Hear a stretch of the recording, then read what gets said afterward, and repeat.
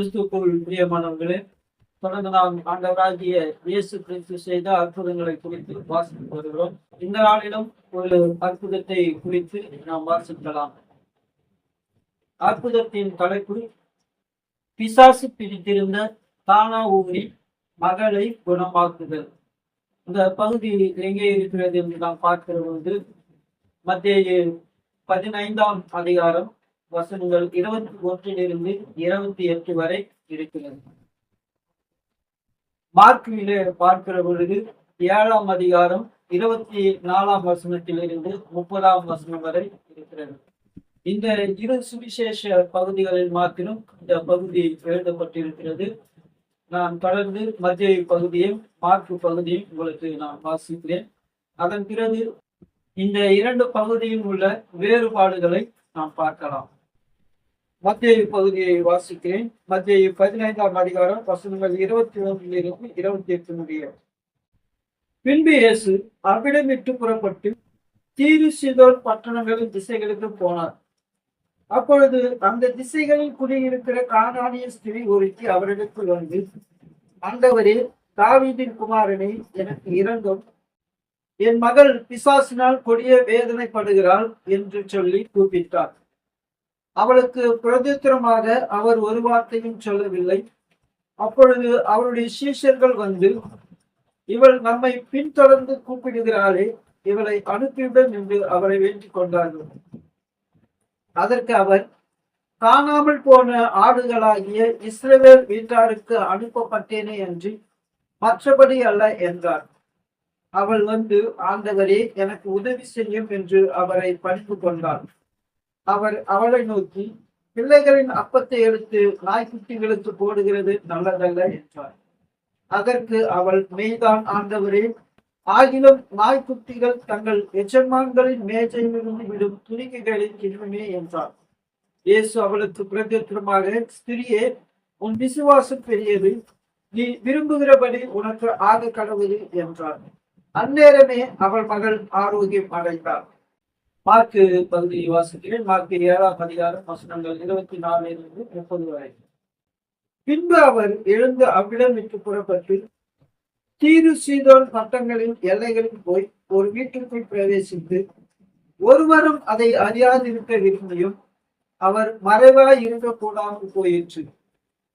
அசுத்த ஆவி பிடித்திருந்த சிறு பெண்ணின் தாயாகிய ஒரு ஸ்திரீ அவரை குறித்து கேள்விப்பட்டு வந்து அவர் பாதத்தில் விழுந்தார்.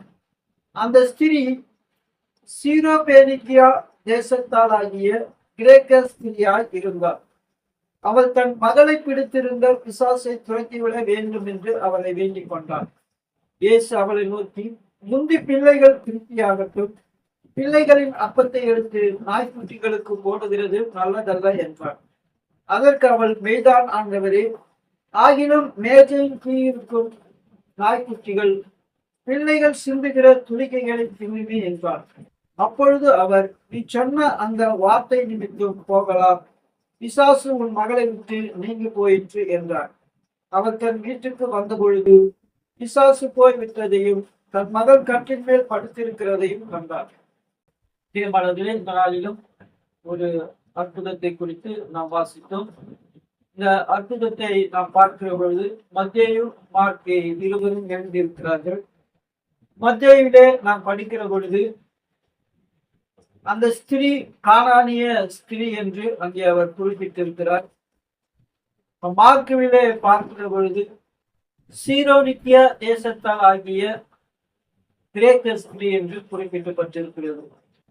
அடுத்ததாக நாம் பார்க்கிற பொழுது அந்த ஸ்திரீ இயேசு கிறிஸ்துவினிடத்திலே தன் மகளை குணப்படுத்த வேண்டும் என்று வேண்டிக் கொள்ளுகிற பொழுது எந்த ஒரு பதிலும் சொல்லாதவராக இயேசு கிறிஸ்து வருகிறதாக மத்தேயு குறிப்பிடுகிறார். அவரிடத்திலே வந்து சீஷர்கள், இவள் நம்மை பின்தொடராதபடி இவளை அனுப்பிவிடும் என்று சொல்லுகிற பொழுது, காணாமல் போன இஸ்ரவேலருக்கு வந்தேனே என்று மற்றபடி அல்ல என்று சீஷர்களிடத்திலே சொல்லுகிறதாக மத்தேயு குறிப்பிட்டிருக்கிறார். ஆனால் இந்த பகுதியை மார்க் அவர்கள் குறிப்பிடவில்லை.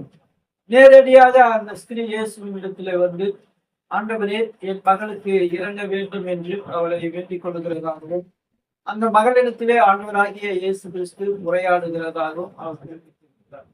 மற்றபடி பார்க்கிற பொழுது இருவரும் ஒரே காரியத்தை குறிப்பிட்டிருக்கிறார்கள்.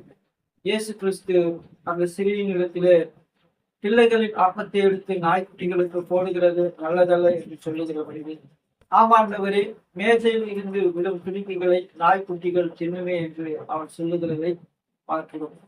தொடர்ந்து அவர், நீ உன் வார்த்தையின் பிரகாரமே போ, உனக்கு நன்மை உண்டாகும் என்று சொல்லுகிற பொழுது அவள் வீட்டிலே போய் பார்க்கிறார். அப்படியே அவளுடைய மகள் குணமாகி இருக்கிறதை இருவரும் குறிப்பிட்டிருக்கிறார்கள். தொடர்ந்து வேறொரு அற்புதத்திலே நான் உங்களை சந்திக்கிறேன். கர்த்தர் உங்கள் ஒவ்வொருவரையும் ஆசீர்வதிப்பாராக. ஆமென்.